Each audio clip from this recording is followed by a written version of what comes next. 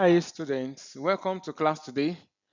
In this section, we are going to consider the Jsce general questions and solutions.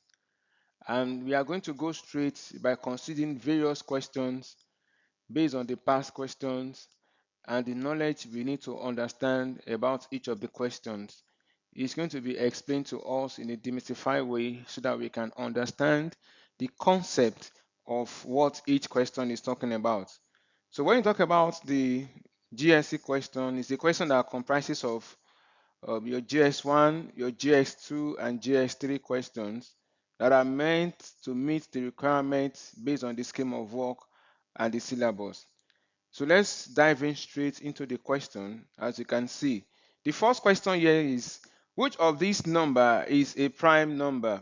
Now, what we need to underline first is, what is a prime number? Or what are prime numbers? So when you talk about prime numbers, we have two things that are common to all prime numbers. We have the prime numbers are numbers that has two factors. They have two factors, and those factors are 1 and itself. 1 and itself.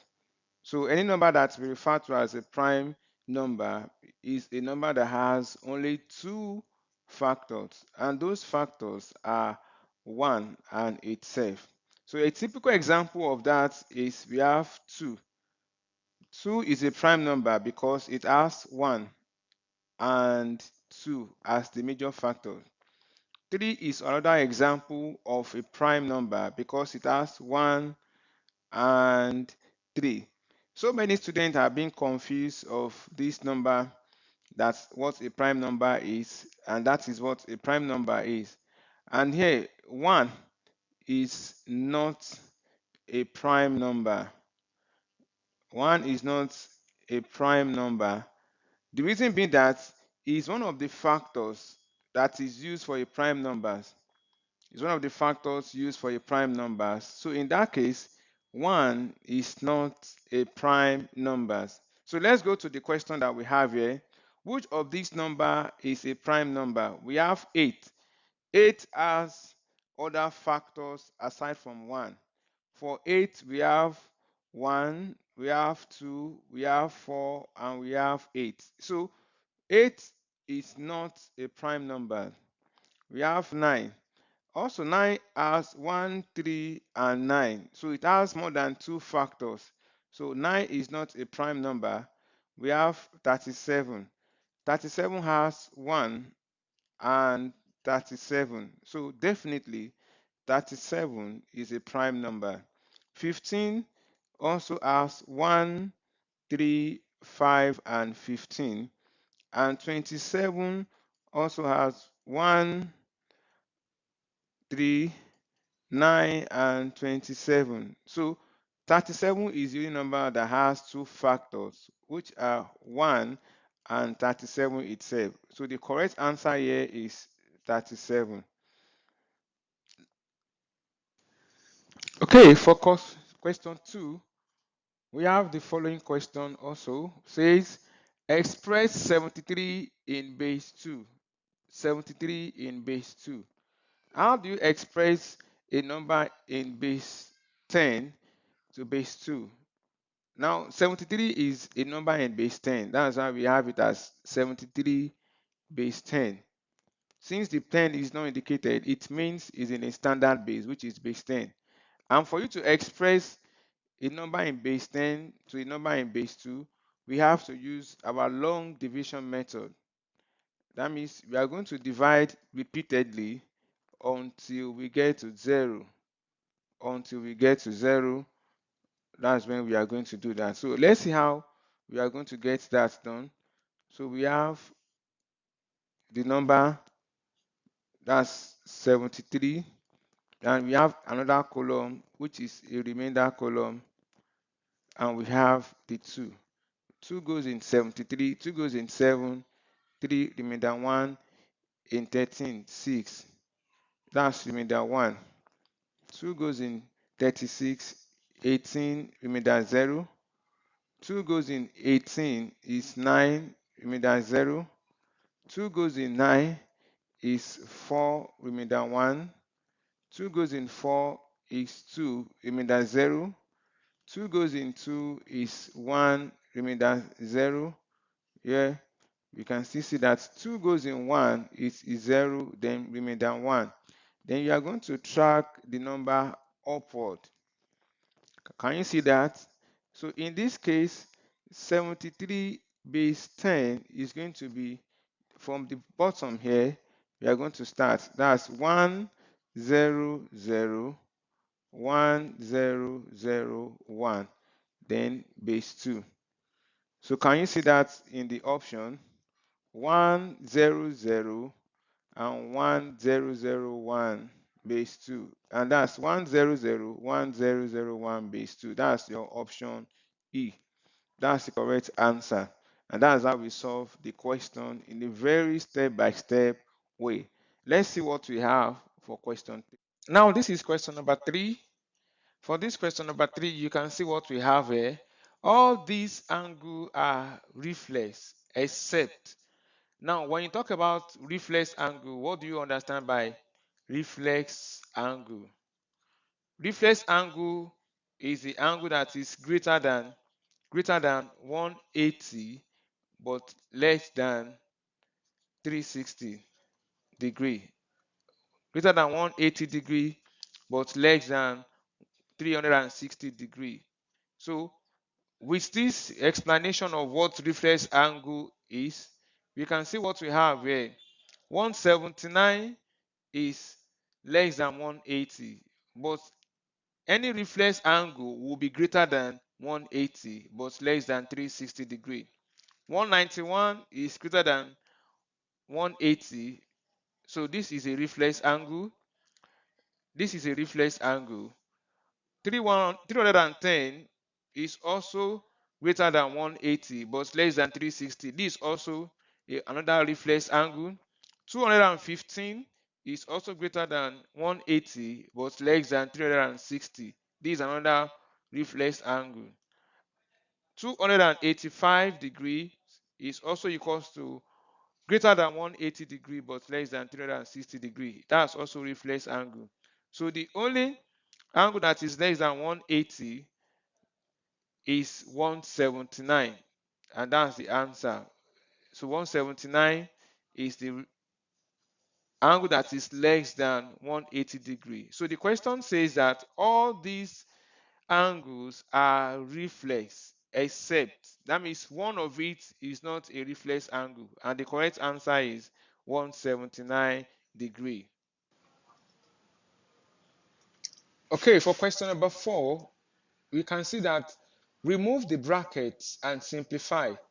So let's look at the solution to this. Remove the brackets and simplify. How do you do that? Now, the expression is 7 into bracket a plus b minus 5 into bracket 3a minus b. So for you to remove the bracket means that 7 will multiply everything within the bracket, and minus 5 will multiply everything also within the second bracket. So for the first one, 7 multiplied by a, that's 7a plus 7b. Then we have minus 5 times 3a, that's 15a, minus times minus is plus, then 5 times b, that's 5b. Now from here you can see we are having the like terms. That's why you have removed the bracket. Then you now need to simplify.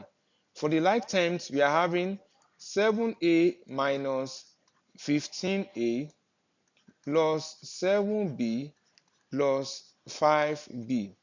7a minus 15a is going to be minus 8a. Then plus 7b plus 5b is going to be plus 12b. So the correct answer is minus 8a plus 12b. Minus 8a plus 12b. Minus 8a plus 12b is going to be the answer. Or it can be written as 12b. 12b minus 8a is also answered. 12b minus 8a, and that's option B. And that's the correct answer for that question. Now look at what we have in question number 5. Question number 5 says that in the diagram below, what is the bearing of x from y? What is the bearing of x from y? We want to find the bearing of x from y, meaning that you are going to have your cardinal point here on x and also on y. From your cardinal point, you are going to rule the straight line and you have your 4 cardinal points. The same thing you are going to do here, you have your 4 cardinal points. And if you have these 4 cardinal points, this is the north, here is the south. We have the west and we have the east. Can you see that? So you are going to complete that also for the point y. You have the north already, here is going to be the south, this is going to be the west, and this is going to be the east, as you can see. So from here, we can see that this is how we are going to solve this question. In this question number 5, we are going to see the question says that in the figure below, what is the bearing of x from y? The bearing of x from y, that means we want to find the bearing of point x from point y. And in that case, we are having the 4 cardinal points already that you are going to complete here. We are having only the north side, so we are going to complete it by having it this way. Draw the 4 cardinal points. So at point x, the same thing, you are going to complete it and have your 4 cardinal points. Here you are having the north, here you have your south, and here you are going to have the east, and here is going to be the west. And same thing we are going to do for the other one. This is your south, this is the east, and this is the west. So from here, the question says that in the figure below, what is the bearing of x from y? So you are going to come from to point y and look at point x, because you are measuring point x from y. And here you can see it is in the northwest of y. The northwest of y. So this is north and this is west, and this is where you have the point from y. So the answer is going to be northwest, and that's your option D. And that's how we solve that question. For question number 6, we have that the number 2160 can be expressed as 2 raised to the power a times 3 raised to the power b times 5. Find the value of a and b. Now, how do you solve this question? We are going to look at it in this way. Now, the number is 2160. You want to express it as a prime number, and you are going to draw a line to express it as a prime number, 2160. Then you have 2 here as the first number. So you can have 2 into 1 in 1 0 16, that's 8, and it's 0 0. Then you have 2 again, 2 in 10 5, in 8 4 and 0, 2 again, 2 in 5 is 2, remainder 1, in 14 7, and in 0 is 0. We have 2 again, 2 in 2 is 1, in 7 that's 3, remainder 1, then in 10, and that is 5. Then we can't use 2 again, let's consider 3. 3 goes in 13, that is 4, remainder 1. Then in 15, that is 5. We have 3 again, 3 goes in 45, and that is 9. That's 15, rather. Okay, 3 again, 3 goes in 15 is 5. Then we have 5. 5 goes in 5 is 1. So from here you can see that we are having 2, 1, 2, 3, 4. So it's going to be 2 times 2 times 2 times 2.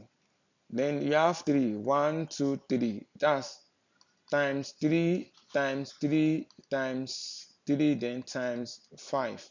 So if you write this in index form, then you are going to have it as 2 raised to power 4 times 3 raised to power 3, then times 5 raised to power 1. But in the expression that we have here is 2 raised to power a times 3 raised to power b times 5. So you can omit the 1. You are still getting the answer correct. Now, if you compare this with what we have in the expression here, as in 2 raised to power a multiplied by 3 raised to power b times 5. From here, you could see that a is equals to 4 and b is equals to 3. A equals to 4 and b equals to 3. That's the answer, and that's option C, and that's the correct answer. You can see how this is being simplified in a demystified way for you to be able to understand it and get your answer correct. Let's go to the next question. Okay, for question number 7, express the ratio 7 days to 6 weeks as a decimal fraction. Now, I want to explain something here that I would like you to understand. Let's see what we have in the solution. I'm going to explain it in 2 ways. Now, here we are having 7 days ratio 6 weeks. Now, the ratio has to be in the same unit before we can express it. 7 days and 6 weeks. 7 days ratio 6 weeks. Now, 7 days make 1 week. So we can have this as 1 week ratio 6 weeks. 1 week ratio 6 weeks. And if you are expressing it as a decimal fraction, it's going to be 1/6. Also, we can as well express it in this format since we are having 7 days ratio 6 weeks. We can also express the weeks as days. So it's going to be 7 days ratio, that's 6 times 7 days. And that will give us 7 days ratio 42 days. And also we are going to have the same thing as 7/42, which is 1/6. So expressing 1/6 as a decimal fraction is going to give us 0.166666667. And you can see 6 is repeated. You can have it as 666 as many. 6 is a recurring number. So if you want to write this, it's going to be 0.16, then you have dot. The dot means 6 is a number that is recurring. Now, if you look at the options for B and C, B is 0.1.6 dot. That means, what that means is you'll be having 0.16161616. But according to the answer that we have here is 0.16666. Only 6 is the number that is recurring. It is not 161616. So the correct answer is C. That's 0.16 dot. That means 6 is recurring, as you can have it here. And that is the correct answer. I hope you understand that. Let's move straight to the next question. Okay, for question number 8, the question says, a bag contains 7 red pens, 5 black pens, and 8 blue pens. If one pen is picked at random from the bag, what is the probability that it is blue? Now, this is probability. And for us to explain or discuss probability, let's see what probability is. Probability is the chance that an event will occur. And here, for you to calculate the probability is equals to the number of required outcome over number of possible outcome. Now, but the required outcome is what the question is asking us. What is the probability that it is blue? Blue is the required outcome. The possible outcome is the total number. So in this case, we are dealing with blue, and here is the total number of pens. So for the possible outcome, we are having the number of pens to be 7 plus 5 plus 8, and that will give us 20. 7 pens plus 7 red pens plus 5 black pens plus 8 blue pens. That will give us 20 pens. Then the required is the one that is blue. And how many blue is required? 8. So from there, the required outcome is going to be 8. So probability of blue is going to be the 8 over 20. 8 is the required outcome over the possible outcome. And from here, we can still divide further. 4 goes in 8 is 2, and 4 goes in 20 is 5. So the answer is 2 over 5. 2 over 5, and that's option A. I hope that is clear about what probability is, number of possible outcome, number of required outcome over number of possible outcomes, and that is how you show or do your workings out. Okay, let's see what we have in the next question. Question number 9 is, if 8x minus 5 equals 4x plus 3, what is the value of x? Now, let's see how we are going to solve this question also. Let's see what we have in the solution. This is a simple linear equation, and here we have 8x minus 5 to be equals to 4x plus 3. Now, we can just say that collect like terms. And you say collect like terms. What are the like terms? X and the constant. So let this 4x come to the 8x. So we're having 8x. 4x is crossing this equality sign. It becomes minus 4x. Then equals to what we have here. The 3 is not moving. So 3 is here. Then 5 is minus. It's coming to the other side here. Become plus 5. So in that case, we are having 8x minus 4x. That will give us 4x. And equals to 3 plus 5. That's 8.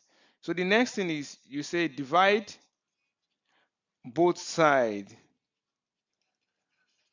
by the coefficient of x, which is 4.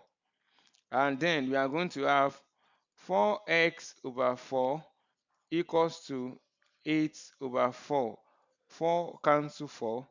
So 4 goes here 1, and 4 goes in 8 is 2. Therefore, x is equals to 2. And that's the value of x. And that's your option B.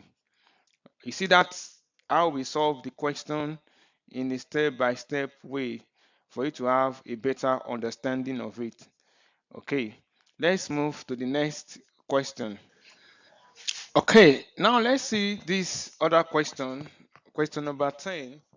Now the question says that in triangle PQR below, the length of side PQ is, now when you look at this triangle, this is what we call a right angle triangle. So when you look at the solution, you are dealing with right angle triangle. Now for right angle triangle, we have two methods to solve any right angle triangle based on whatever you are given. We have the first approach as Pythagoras theorem. Pythagoras theorem. And the second method we can use is what we call trigonometric ratios. And under this is what we talk about the SOHCAHTOA. But according to the question we have here, we are going to apply Pythagoras theorem, which states that the square of the hypotenuse equals sum of the square of the other two sides. So PR is the hypotenuse. It is the side that is facing the angle 90. That's the hypotenuse. So the other two sides here is PQ and QR.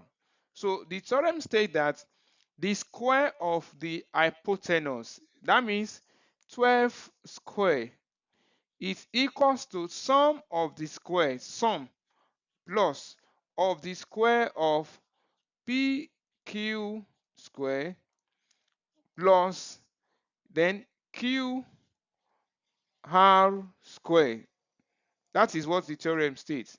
Now, we know what the value of QR is. So here is 12 square equals to PQ square plus 7 square.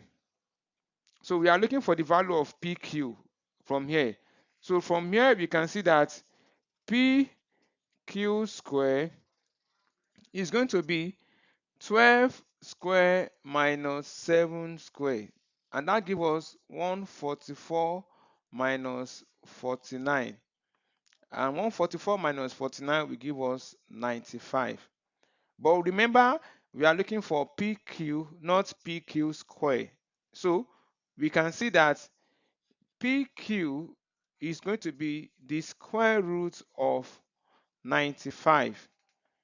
And that is what we have as our answer in centimeter. So that's option D, square root of 95. That is the value for PQ. And that's our option D. Now, at this point, I want to tell you that this is Covenant Tutors, where we teach and explain various aspects for you. I will advise that you subscribe to this channel and also click on the bell button to get notification whenever we upload materials or resources or lectures like this for you to watch. So ensure you share it and talk about it to your friends. This is for GSC questions and answer. We also have for senior secondary school questions and answer in various aspects. I will advise that you subscribe to this channel to get more information. And let's go to the next question. Okay, let's see how we solve this question 11. The question says that 1/3 of a number is subtracted from 11. The result is 1.5 times the original number. What is the number? Now let's take this solution step by step. Now the question says that 1/3 of a number. Let the number be equals to y. Now 1/3 of y. 1/3 of y is going to be 1/3 times y.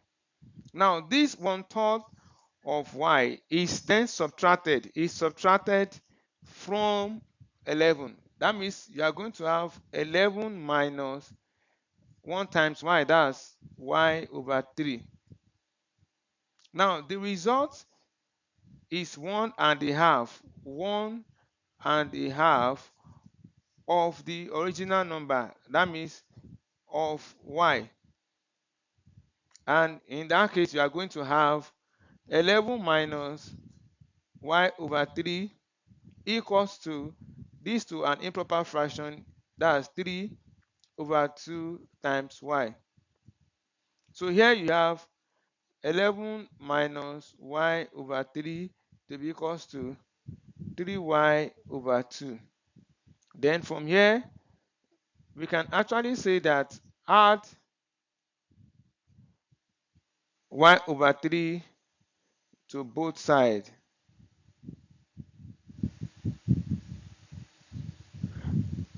We have 11 minus y over 3 plus y over 3 to be equals to 3y over 2 plus y over 3.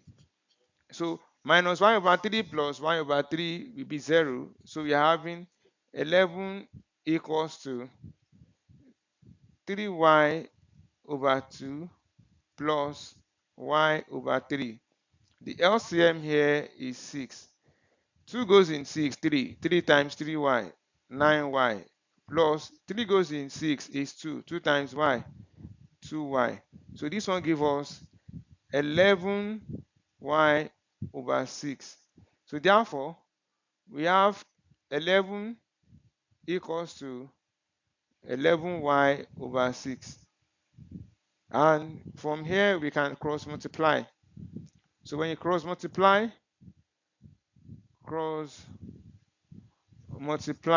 that means you are having 11y times 1 equals to 11 times 6. Divide both sides by 11. 11 cancel 11.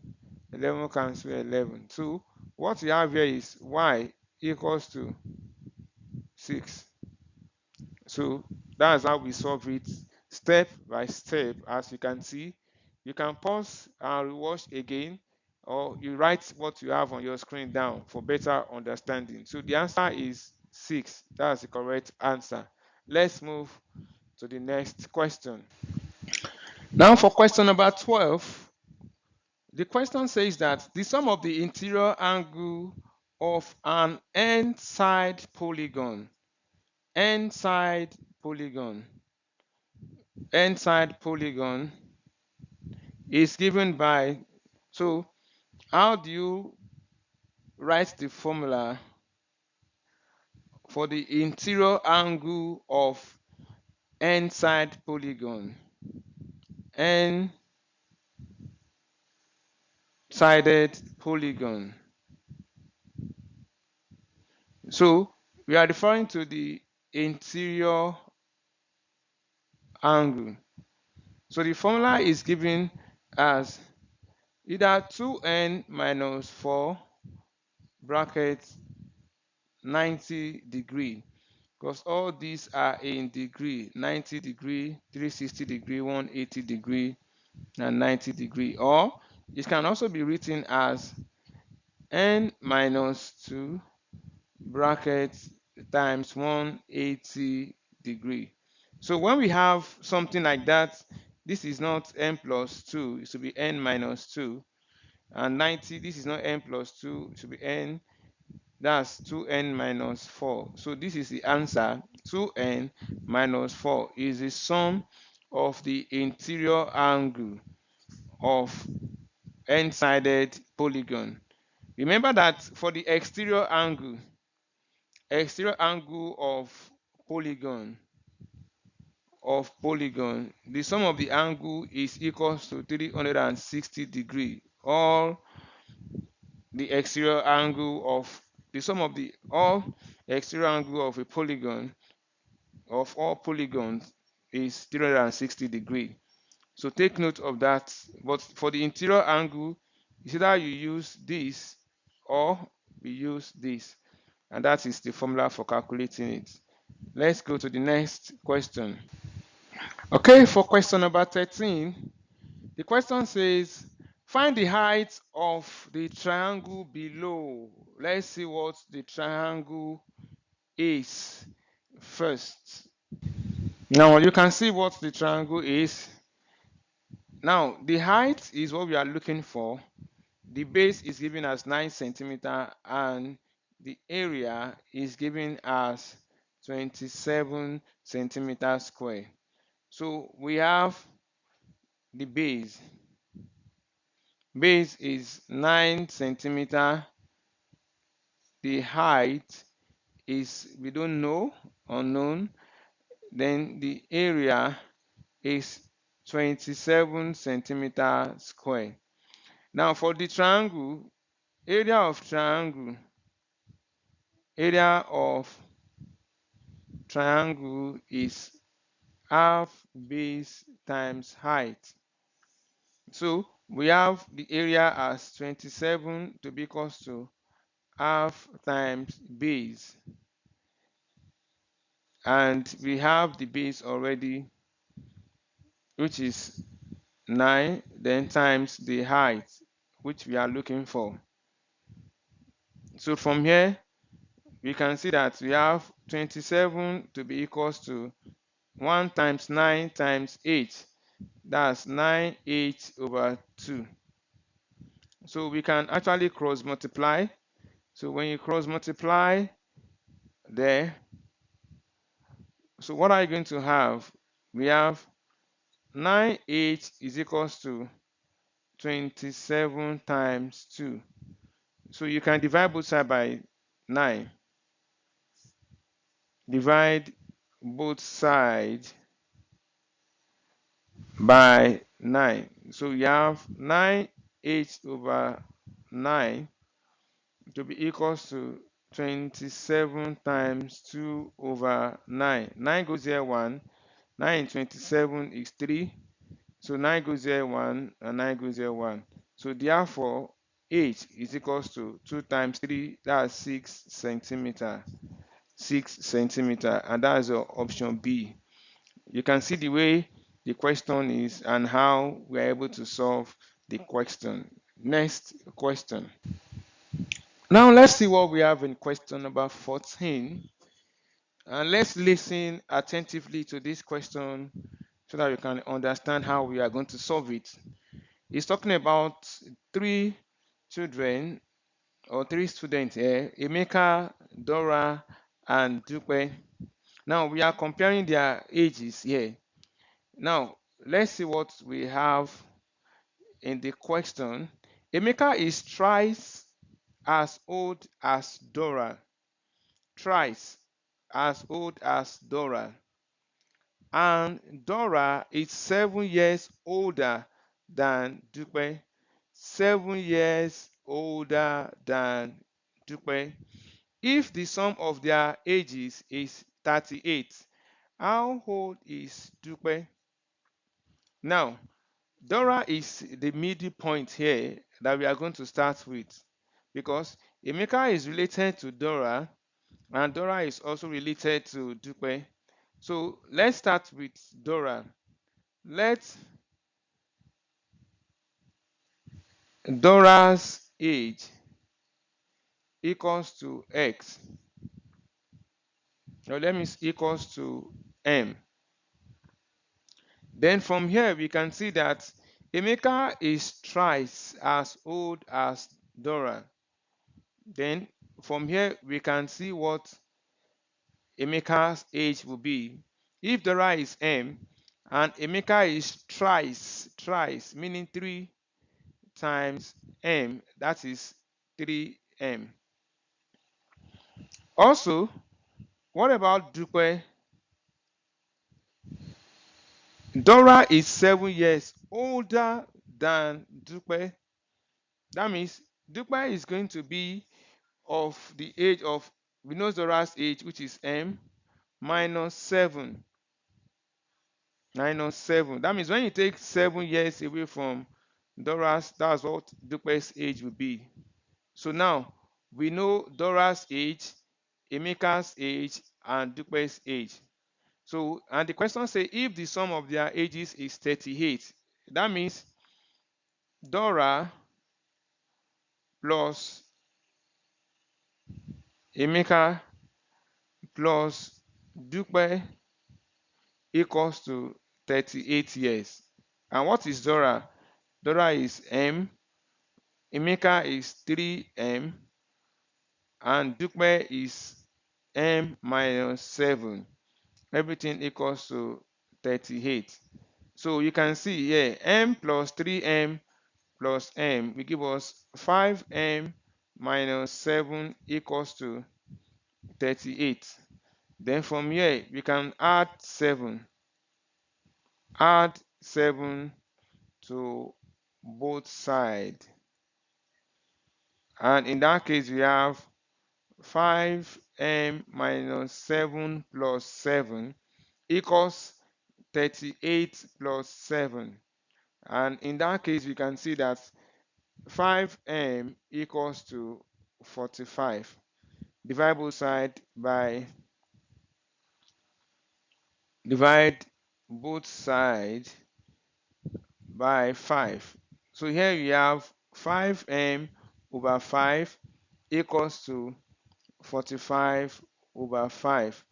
And 5 cancel 5, 5 goes there, 5 goes there, 9. So therefore, M is equals to 9. And M is Dora. That means Dora's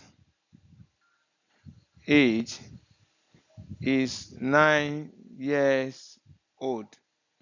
Dora is 9 years. So what about Dupe? And that's the question. How old is Dupe?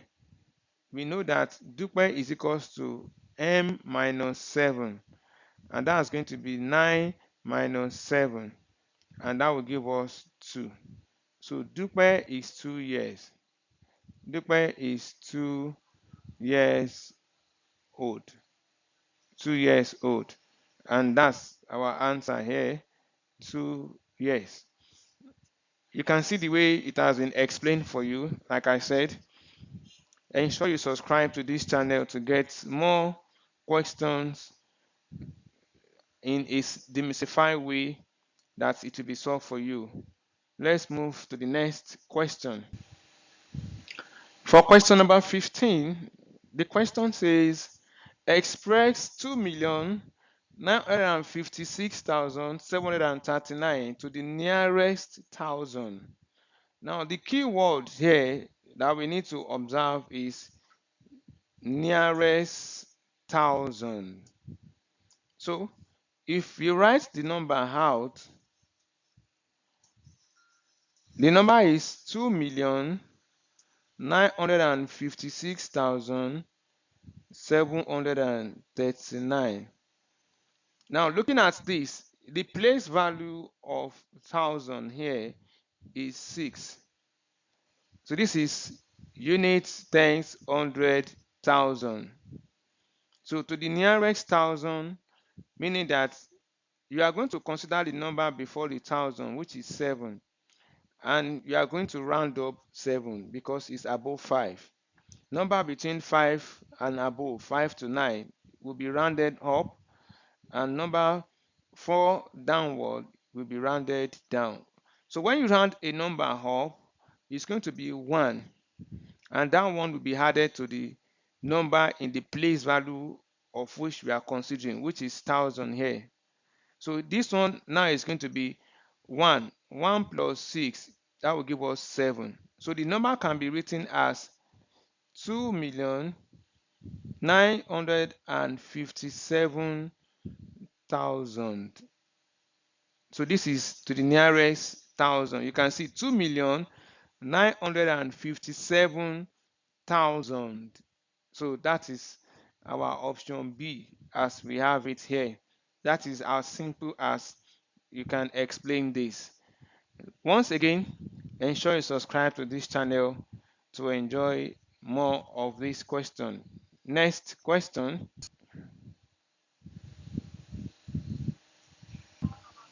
Okay, for question number 17, the question says that a man gave his daughter 8,000 naira as pocket money and his son 1,000 naira less.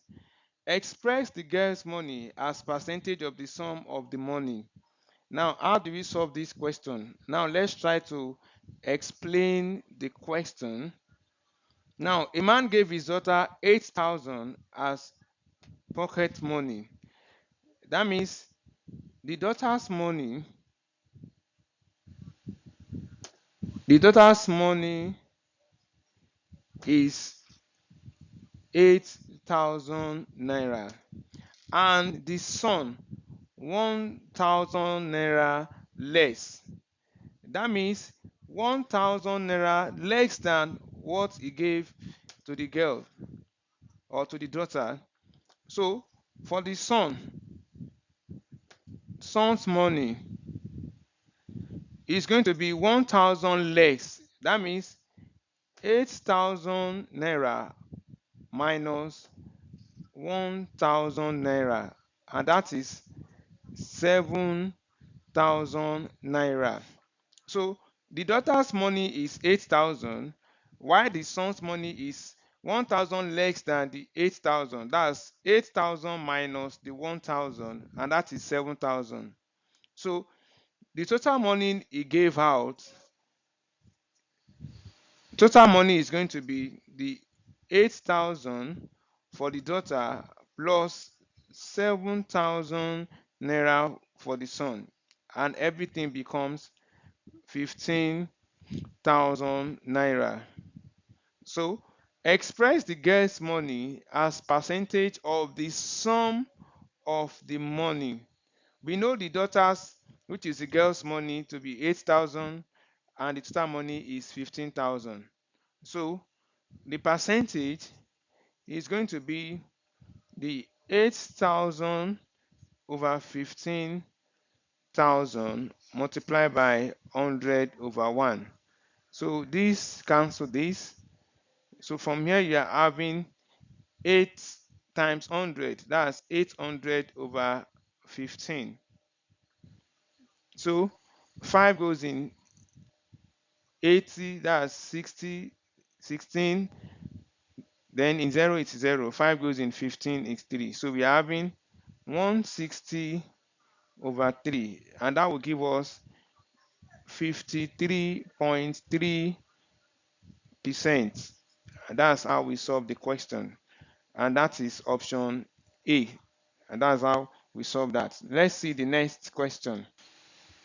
Okay, for question 18, the question says that find the 10th term of the sequence, and the sequence we have here 2, 3, 5, 8, 12, and so on. So how do you solve this question? Let's see what we have here. What is the pattern of the sequence? The first term is 2, we have 3, we have 5, we have 8, 12, and we want to look for the 10th term. This is 1, 2, 3, 4, 5, 6, 7, 8, 9, and 10. So you want to get the other terms that are here and get the 10th term. So if you look at the sequence, we have 2. 2 plus 1, that's 3. 3 plus 2, that will be 5. 5 plus 3 is 8. 8 plus 4 is 12. Then 12 plus 5, that will be 17. 17 plus 6 is 23. 23 plus 8. From here, you can see this is 1. 1 plus 2 is 3. 3 plus 2, 5. 5 plus 3, 8. 8 plus 4, 12. 12 plus 5, 17. 17 plus 6, 23. 23 plus 7, that's 30. 30 plus 8, that's 38. Then 38 plus 9, and that's going to be 47. So the 10th term is 47, and that is what we are asked to look for. So in that case, 47 is the answer, which is the 10th term of this particular sequence. I hope that is clear to you. Let's see what we have in the next question. Okay, for question number 19, the question says simplify open bracket 5n minus 2n squared. Now, how do you simplify this expression? We are having 5m minus 2n squared. So this implies that you are having 5m minus 2n brackets, then you have here again 5m minus 2n bracket. Then what we have in this first bracket, we multiply the second bracket, and that is how you are going to have it. 5m open bracket 5m minus 2n. Then what you have here is minus 2n open bracket 5m minus 2n. So 5m times 5m is 25m squared. 5m times minus 2n is going to be minus 10mn. Minus 2n times 5 minus 10mn. Minus times minus plus 2n times 2n, that's 4n squared. And here you are going to have 25m squared minus 10mn minus 10mn, that's minus 20mn, then plus 4n squared, and that's going to be the answer. So my 25m squared minus 20mn plus 4n squared, and that's option A. That's the answer. You can see the way you are being able to simplify the expression that you are giving. Okay, the next question. Okay, for 20 question or question 20, we have factorize 49x squared minus 1. How do you factorize 49x squared minus 1? Okay.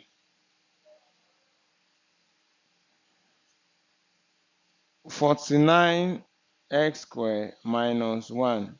Now you can rewrite this, and that is what we are going to do. We can as well have it as 49x squared minus 1 squared. That's the first thing. 49 can be written as a square of 7. So you can have it as 7 squared. 7 times 7 is 49. So here too we have x squared, then minus 1 squared. So because you're having square and square here, you can combine the two together as 7x squared, then minus 1 squared. And this is what we refer to as difference of two squares.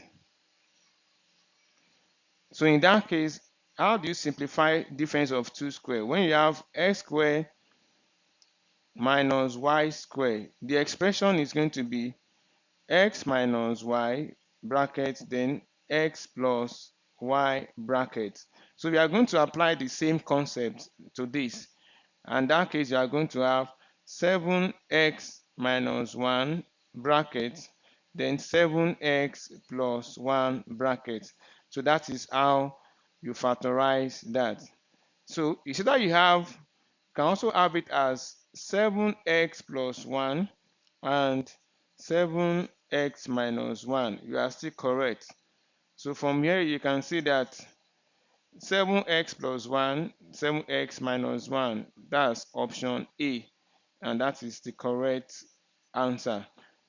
So that is how we solve the first 20 questions.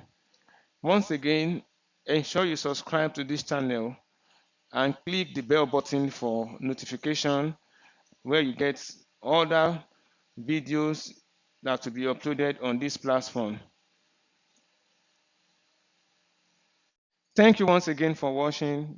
You can probably share and liking. Also subscribe to this channel to get more information. Thank you very much and see you next time. Okay, this is question number 21. in our JCE questions and solution.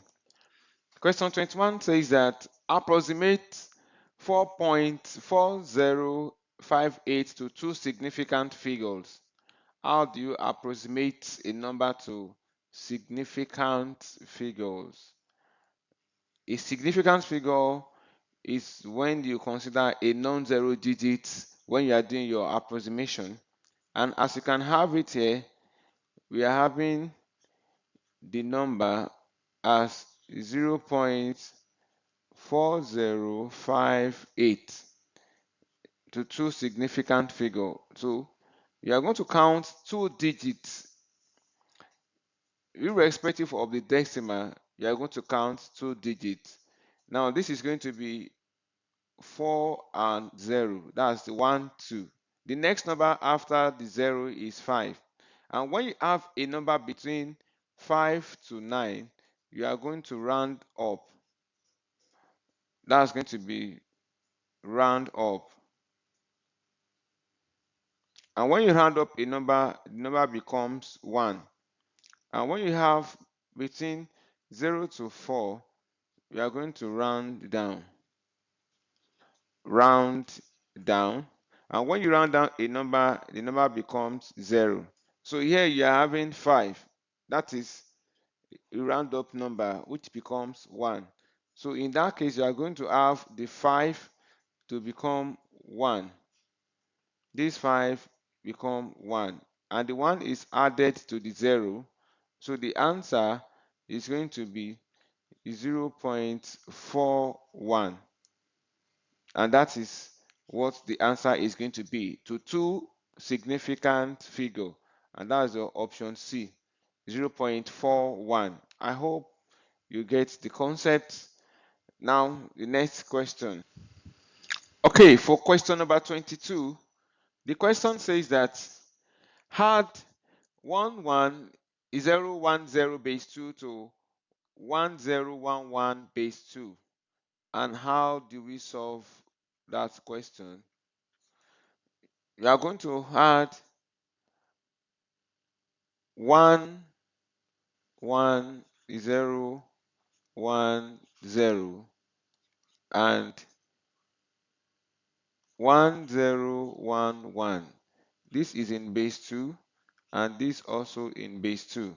So here we have 0 plus 1 is 1. 1 plus 1 is 2. Then you can't write 2 here. So you are going to have 2, then divided by the base, which is what? 2. And this gives us 1, remainder is 0. You are going to write your remainder, which is 0, and you are going to bring the 1 to the other number. This is 1 here. You carry the 1 here. So 1 plus 0 is 1. 1 plus 1 again, 2. It's going to be 2 over 2 again. That's 1 remainder 0 again. Then you are going to have 0 here. Then you carry 1 here. 1 plus 1 again is going to be 2. And same thing you are going to do. That's 2 divided by 2. That's 1 remainder 0. Then you are going to have 0 and you have the 1 here. Then you bring it down. So that is how you add the number in base 2. So the answer is 100101, and that's base 2. That's option D as the answer. You can see the way it is being solved step by step and for easy understanding. Now for question number 23, we have what is the coefficient of xy in the expansion of x minus y square? The coefficient of xy in the expansion of x minus 1 square. Here you are going to have x minus y square to be equals to x minus y and x minus y. That means the first bracket will multiply the second bracket, and you are going to have x into bracket x minus y, then minus y, the next one, into bracket x minus y. So from here, x times x is x squared. X times minus y minus xy. minus y times x minus xy. And minus times minus is plus y times y squared. So from here you are going to have x squared minus 2xy plus y squared. So the coefficient that we have here is the number before the xy. So I will pick it that way. That's minus 2 is the coefficient of xy. Number that is being multiplied by xy, that's minus 2. So the answer here is minus 2, which is E. I hope you get what that means and how it is being worked out. The coefficient of xy in the expansion x minus y square. Okay, for question number 24, what is the value of y plus x over z plus x if x is 4, y is 5, and z is minus 3? Y is minus 3 as you can have it here. So in this case, let's see how we are going to solve this.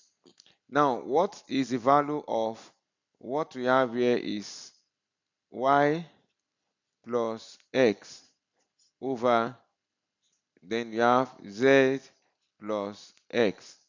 But the value are given, as you can have it, we are going to substitute. So when you see y, now what are you going to write? Minus 5. That's minus 5 plus x, and x is what? 4. You have it there. Over, then what is z? Z is minus 3 plus 4. So from here you can see minus 5 plus 4 is minus 1 over, then this is 3 minus 3 plus 4, that's plus 1, that's 1. So the answer is minus 1 over 1, that will give us minus 1, and that's the final answer. And from here you can see A is our option, and that is substitution. Once you are given the value for the unknown variables, then you substitute it into the expression that you are given to get your final answer. Okay, for question number 25, we can see that you want to factorize this expression. How do you factorize the expression that we have here? And the expression is a square c minus 2a square, 2ac square, a square c minus 2ac square. Now, if you look at it, what is common here between a square c and 2ac square? You can see that ac is common, so you are going to write it out. ac, then you open bracket. Then what we have here is a square c over, then what we have outside the bracket, that's ac, minus 2ac square over the same thing, ac, close the brackets. Now, c we cancel c, a goes here 1, a, we made that a here, then a we cancel a also here, c goes here 1, and c goes here, we made that c. So you can see what you have outside the bracket is now ac into bracket. What is remaining here is a minus what is remaining here is 2c, and that's going to be the final answer. AC into bracket a minus 2c, AC into bracket a minus 2c. That's your option C. You can see the way it is being explained.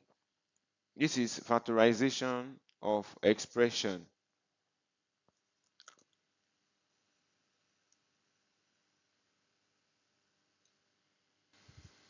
So question number 26 is, what is the multiplicative inverse of 1 over 2a? The multiplicative inverse of 1 over 2a. And let's see how we are going to solve that.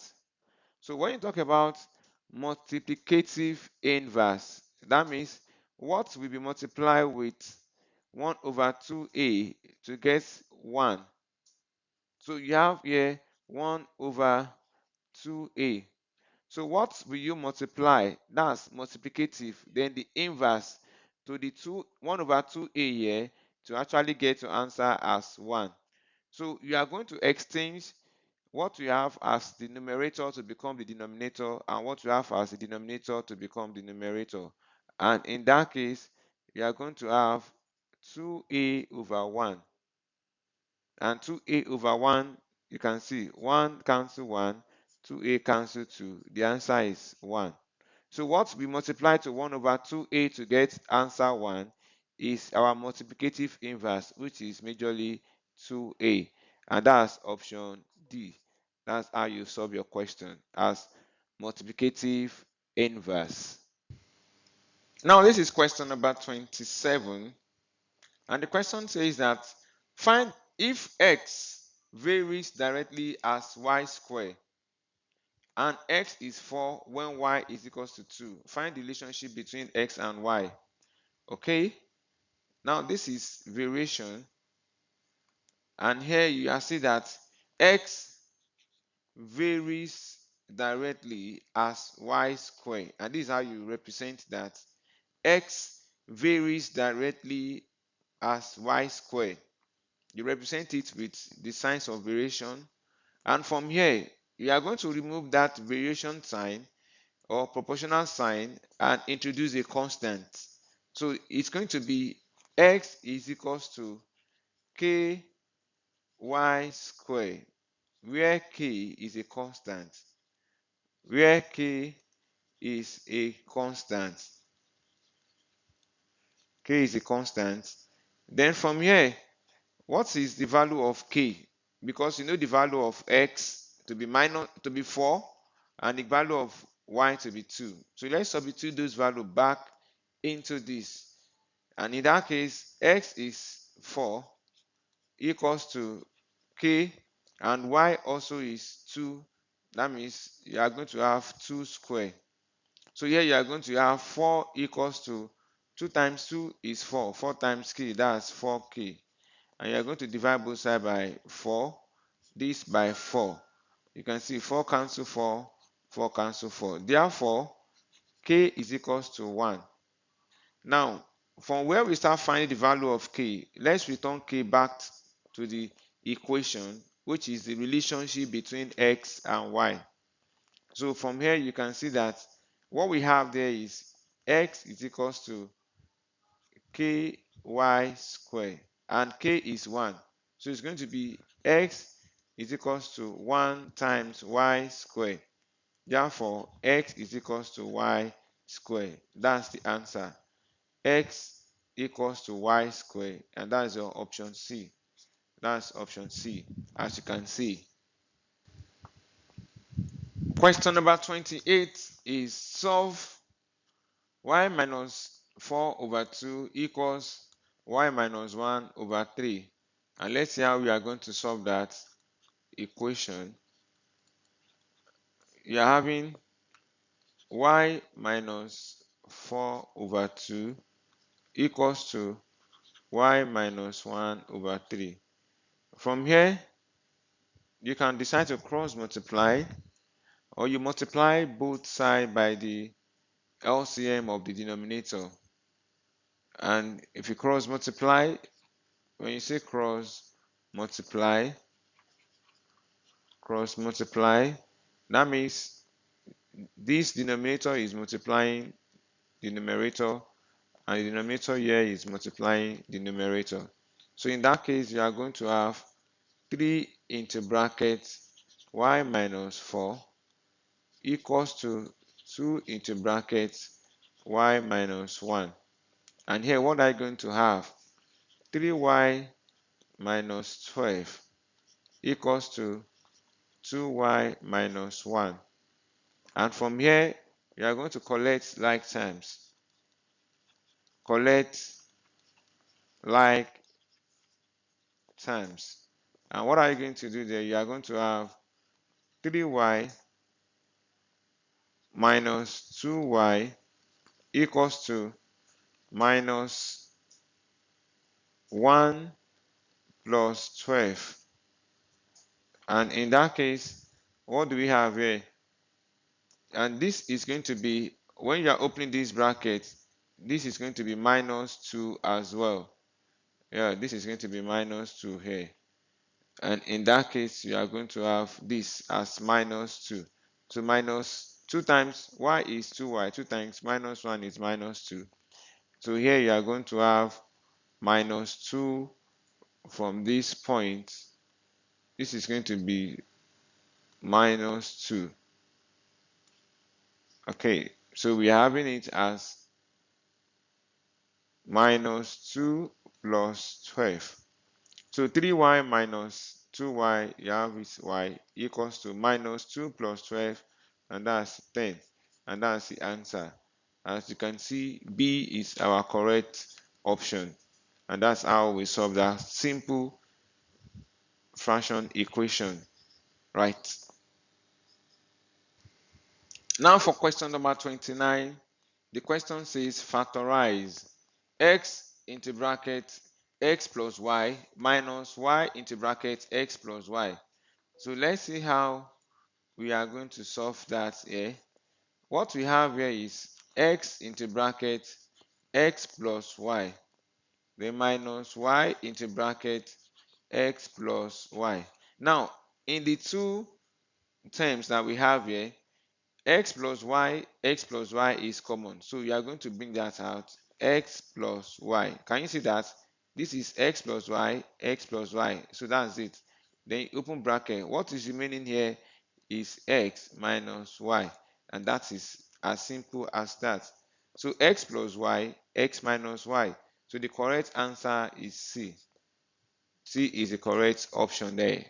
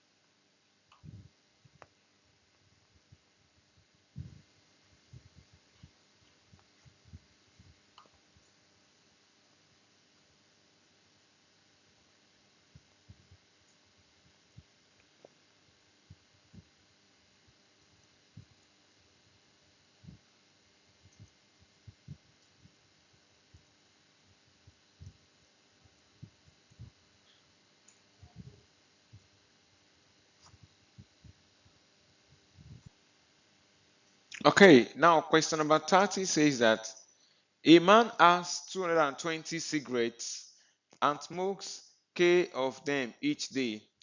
How many would he have left a week later?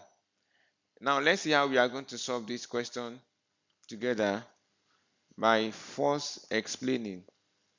Now, the number of cigarettes that the man has is 220, and he smokes K of them each day. That means every day he will smoke K cigarettes, K number of cigarettes.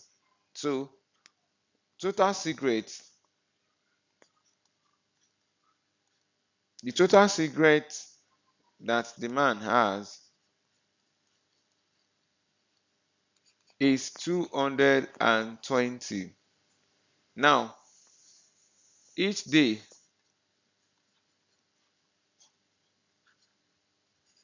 cigarette is K.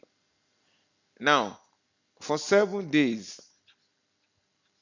7 days is going to be 7 times the amount of each day, that's K, and that will give us 7K. So He has smoked 7K of cigarettes out of the 220 cigarettes that he has. And how many will he have left a week later? So for a week later,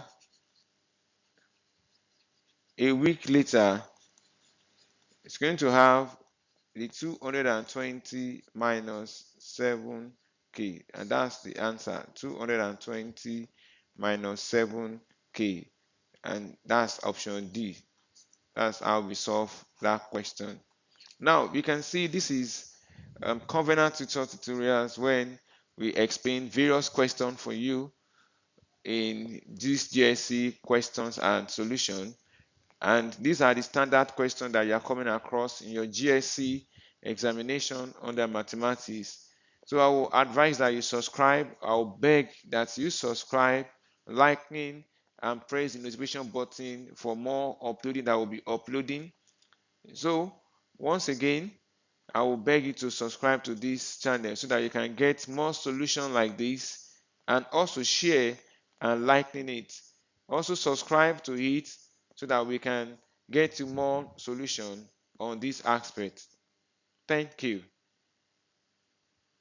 Hey, this is number 31. For number 31, the question says, write 1997 in Roman numerals. So how do you write this number in Roman numerals? We need to understand the simple aspect.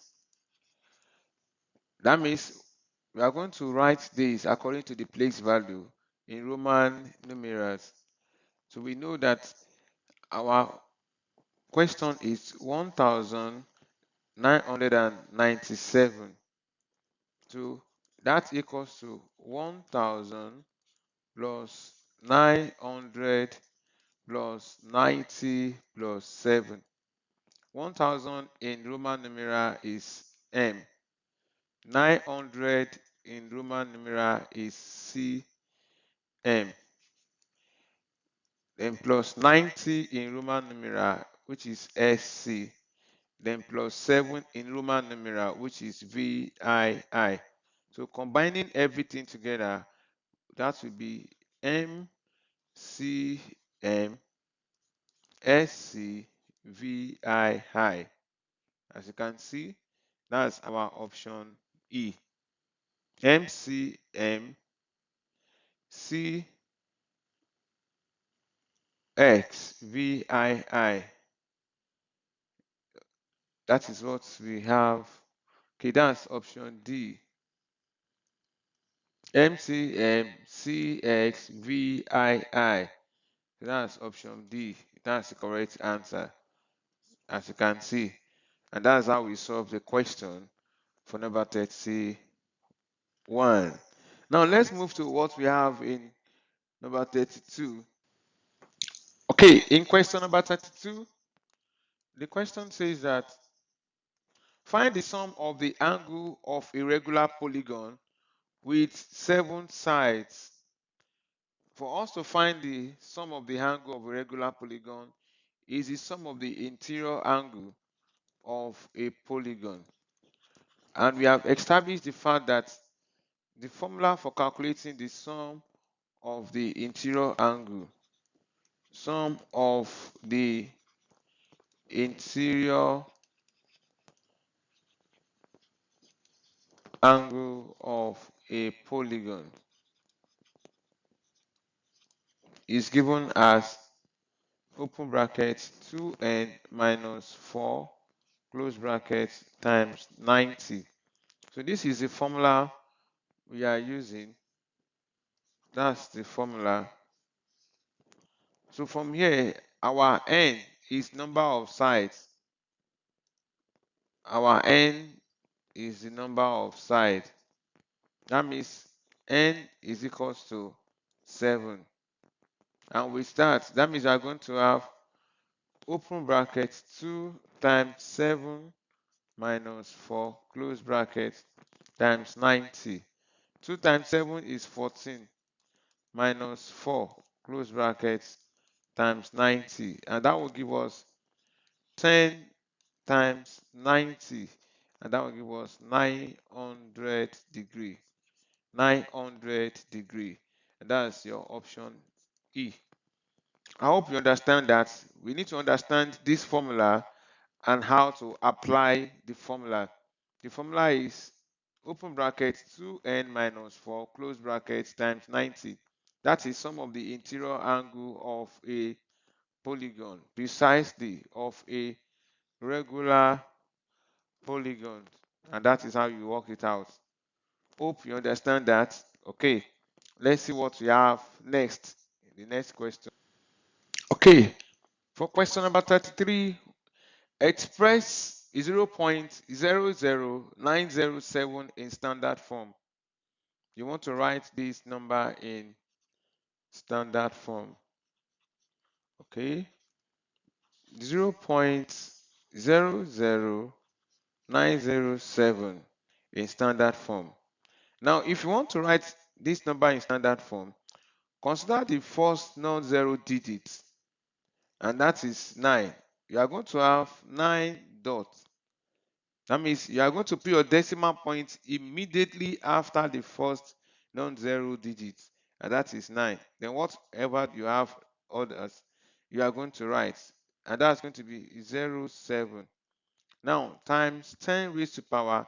How many times will you move to get to this point that you have introduced here? That means if you are moving from here, it's going to be 1, 2, 3.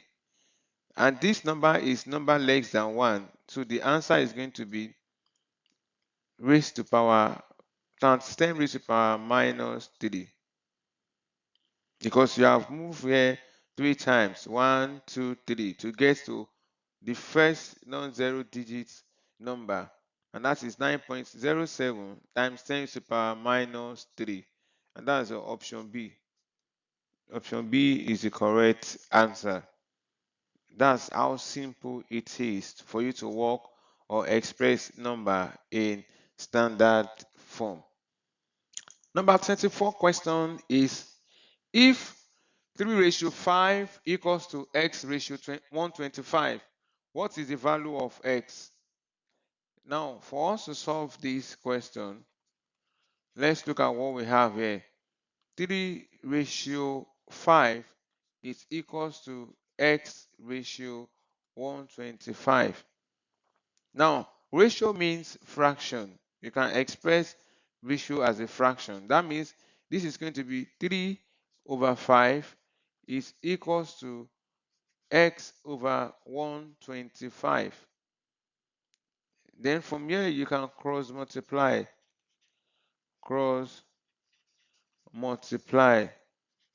And when you cross multiply, you are going to have 5 times x. That's 5x equals to, and this is going to be 125 times 3. So here you are going to divide both sides by 5. You can put it there. Divide both sides by 5. Then you are having 5x over 5 equals to 125 times 3 over 5. In the 5, we cancel 5 here. 5 goes in 5, 1. In 12 is 2. Remainder 2. In 25 is 5.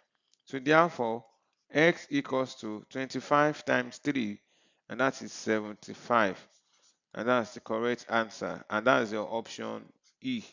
That's how you work it out. I hope you understand the question, and you can go over it again to have a good and better understanding. What do we have in the next question? Question 35 says that one of the base of an isosceles triangle is 70 degrees. Find the vertical angle.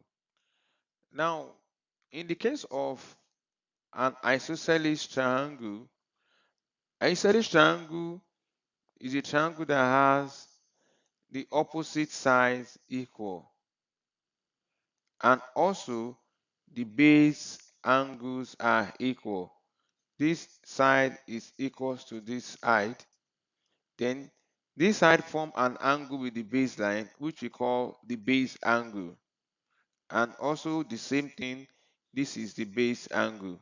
So the base angle of an isosceles triangles are equal. Here we have two sides equal. Then we have the base angles equal. So the base angle is what we have here that are equal. Now, when you want to solve this, one of the base angle of an isosceles triangle is 70. So this is 70 degree. Now, if this is 70 degree, definitely the other base angle also is going to be 70 degree.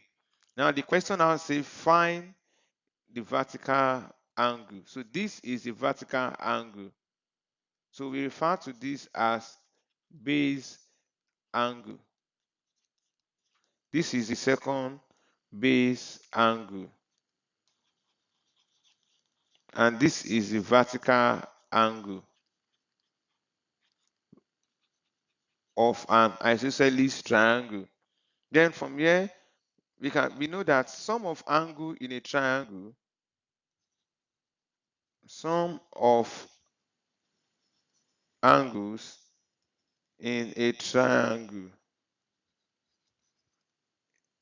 is equals to 180 degree. So if we represent the vertical angle with x, that means we are having x plus 70 plus 70 degree, that's x degree, equals to 180 degree. So from here we have x plus 140 degree to be equals to 180 degree. Then we can see that we have x is equals to 180 degree minus the 140 degree. Therefore, x is equals to 40 degree. And that is option B, 40 degree. You can see how it is being explained step by step and how we arrive at the final solution. Okay. Okay, for 36 question, or number 36, we have the question, a worker spends 3 over 4 of his monthly salary on food and 1 over 2 of the remainder on rent. If he has 1,500 naira left, how much does he earn in a month? Now let's see how we are going to solve this question. Now, we don't know what he earned at the end of the month, but we are told that he spent 3 over 4 of his monthly salary on food. That means we can say let the monthly salary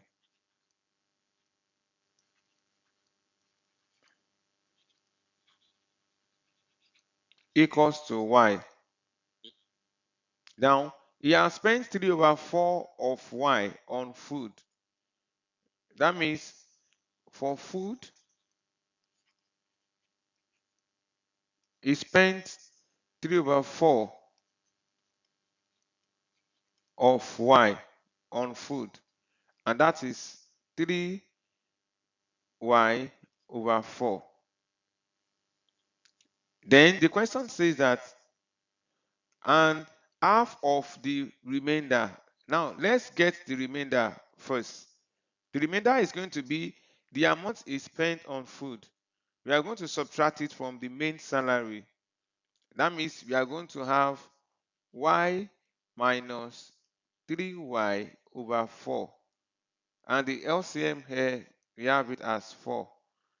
So this is going to be y over 1. 1 goes in 4 is 4 times y. That's 4y minus 3y. And this will give us y over 4.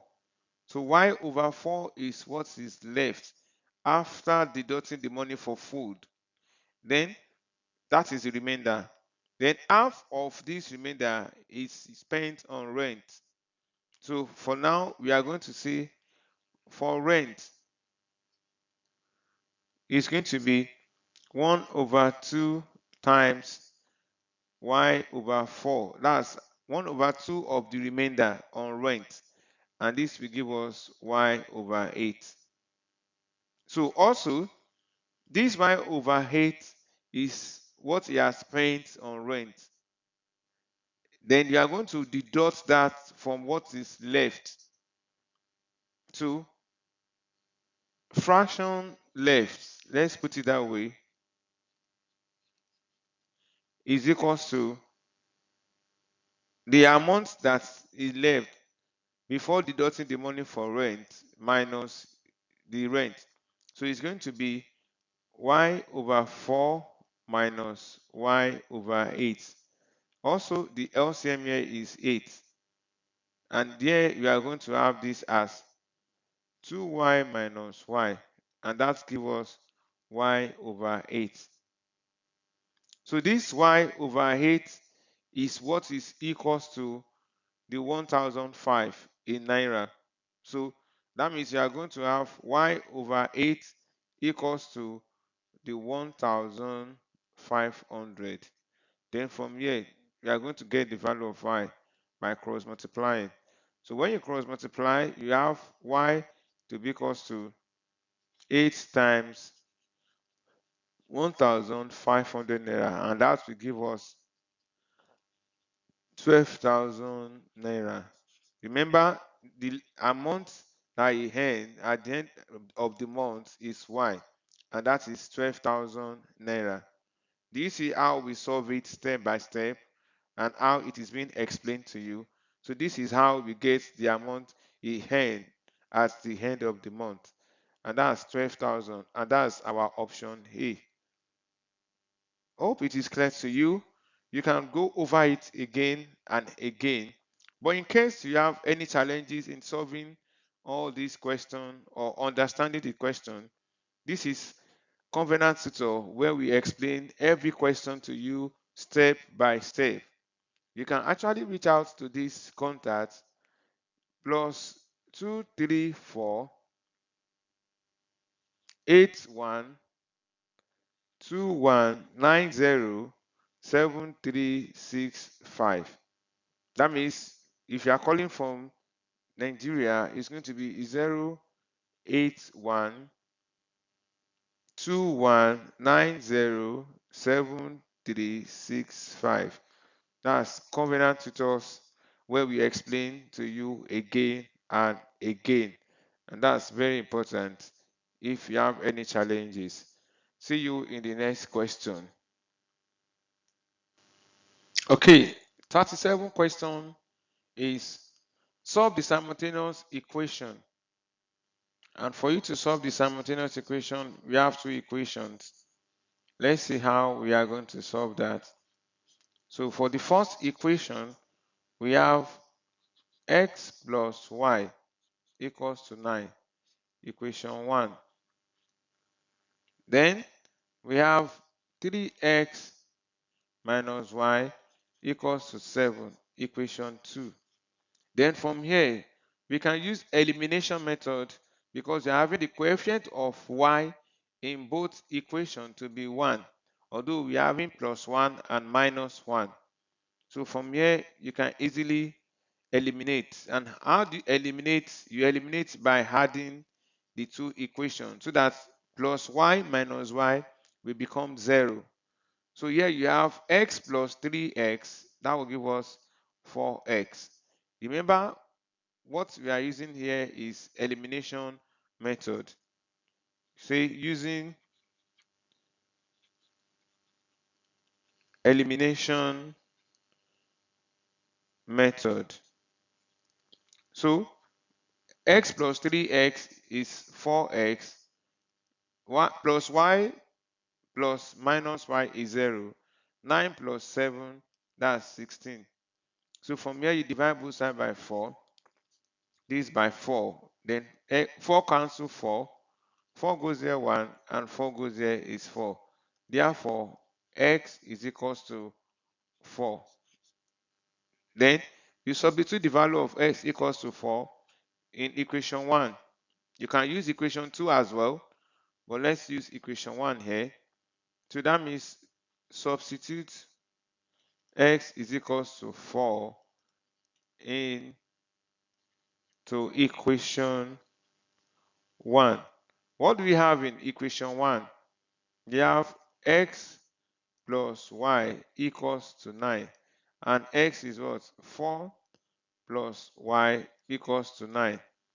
So you can see that y is going to be 9 minus 4, then y equals to 5.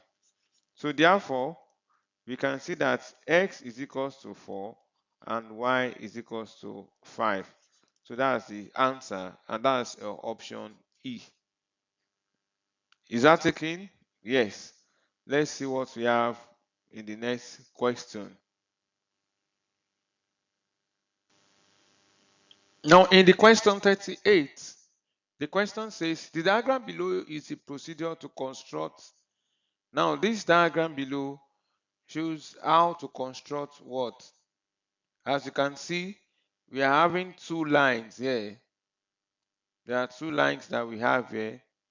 This is line 1 and this is line 2. And the two lines meet at this point. That means when the two lines meet, angle is formed here, and that is the line that shows this is an angle. Now for us to see that this other line in the middle here is a construction line, and that's why you can see the bisecting or the point of bisection here. So when two lines meet at a point, angle is formed, and this line that is here is used to bisect the angle. So this is what we call angle bisector, because this is the first line, as you can see, and this is the second line, as you can see. So angle is formed and the angle is being bisected, and that is what we call angle bisector. And that is what the solution or answer is. Okay, for question 39, a student has 425 naira. He bought 7 exercise books and he was given 5 naira as change. What is the average cost of one exercise book? Now, the total amount the student has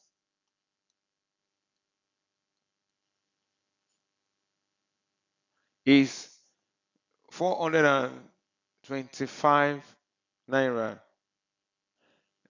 That means the student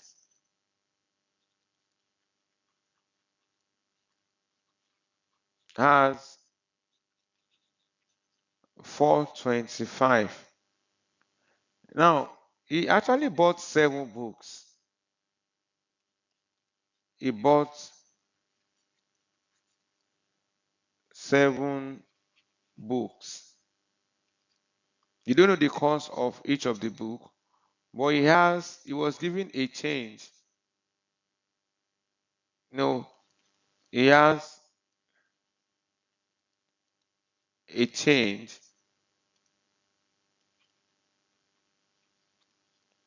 of 5 naira. Now, we are going to subtract the change that he was given from the total amount that he took to the market, and that's going to be the amount for buying books.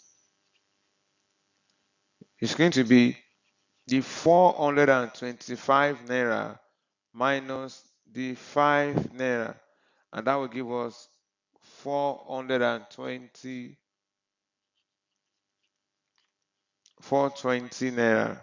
So he spent the 420 naira to get 7 books. So that means 7 books cost 420 naira. Then what about one book? One book is going to cost 420 over 7, and that will give us 60 naira. I hope you can see how it is being solved. So the answer is what? 60 naira. That's option C. Okay, this is number 40 question. The question says that find the area of the parallelogram below to the nearest centimeter square. To the nearest centimeter square. And you are given that sine 60 degree equals to 0.866 and cos 60 degrees equals to 0.5. So the area for calculating a parallelogram, if you want to look at this, area of a parallelogram is base times height. Now the height here is a vertical height, not a slant height, as we have it, a vertical height. And this is where you have the height. So we are already given the base already. This is the base. And now we have the height, which we don't know yet. And we are given this now. This form a right angle triangle with the side that you are given. So from here, we could see that we are given the opposite and the hypotenuse. That means we are going to have sine 60 degree to be equals to the height over 8. And from there, we are going to see that we can cross multiply. That means h is equals to 8 times sine 60 degree. The value for sine 60 degree has been given as 0.866. So that means h is equals to 8 times 0.866. So that means 8 times 6 is 48. That means you have 8, carry 4. 8 times 6 again is 48 plus 2, that's 52. So you are going to write 2, carry 5. 8 times 8 is 64 plus 5, that's 69. So then you are going to have your 69. But here you have 3 decimal points after, 3 number after the decimal point. So it's going to be point there. That means the answer is going to be 6.928. That is the base in centimeter. I mean, that is the height, rather, in centimeter. And area, as we have said, is equals to base times height. The base is given as 10 times the height, which is now 6.928. And that will give us 69.28 centimeter square. To the nearest centimeter square, that means you are going to approximate it and it's going to be 69 centimeter square. And that is the answer. And that is your option A, 69 centimeter square. Okay, this is the end of the other section of the Jsce questions and answer. Like we have said, this is Covenant Tutors, where we solve various questions for you in the aspect of both math and sciences. If you have any question, you can replay this video over and over again for you to have a good understanding from both starting from number 1 up to this end. Yeah. And if you have any other question or inquiry, you can call these numbers. The first one is 081. Okay, you can have it this way, plus 23481500719. And the second one is plus 2348121907365. So this is Covenant Tutor. We solve various questions for you in both mathematics and sciences. If you have any question or anywhere that you are not clear of, you call this number. Thank you.